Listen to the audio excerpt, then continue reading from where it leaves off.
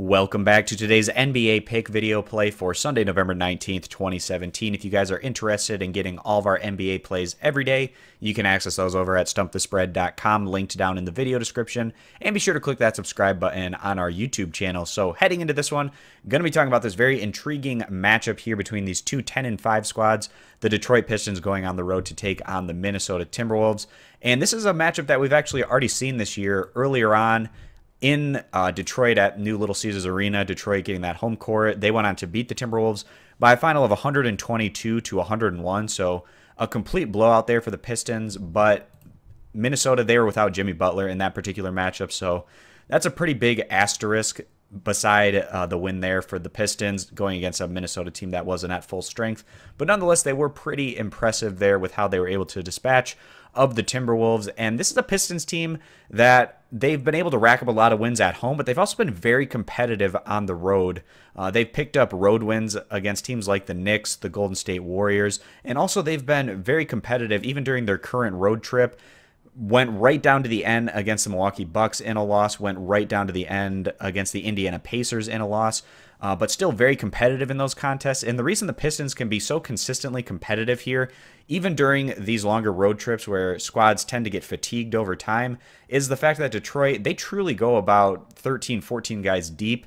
Once they get past their starters, they just have a lot of different interchangeable parts on their bench that they tend to play based on matchup or who's having the better game at the time. And as a result, the Pistons can stay pretty fresh as a team overall, and that just allows them to be put in better situations to try at 100% every time they're on the court and be consistently competitive here in these road matchups. But this is a Detroit team that's been far better than anyone was expecting coming into the year. They stand first place still in the Central Division, even coming off of those two tough defeats in their last two outings. But on the year, they've been getting it done defensively, ranking 6th in the NBA in total team defense, 15th in scoring average. They have a plus-minus of about +4 points.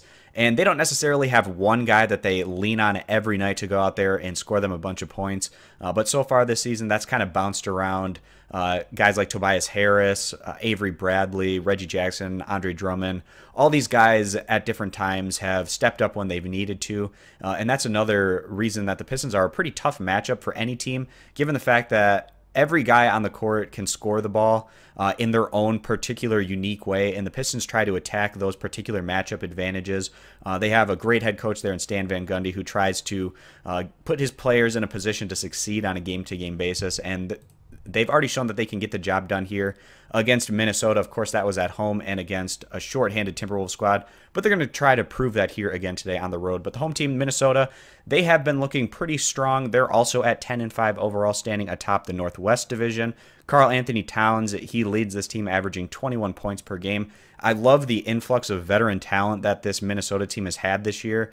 In recent years, Minnesota has just been more developing their young guys to, just get them a lot of on-the-court experience, kind of learn as they go. But now this year, they've really cranked things up a notch. They made some big trades. They brought in some key veteran guys, and so far it's worked, certainly, for the Timberwolves, who stand at a very respectable 10-5 overall. They've played in a lot of competitive games. They've been able to come through. However, every once in a while, the Timberwolves, they put up a very poor showing, and it kind of makes you scratch your head.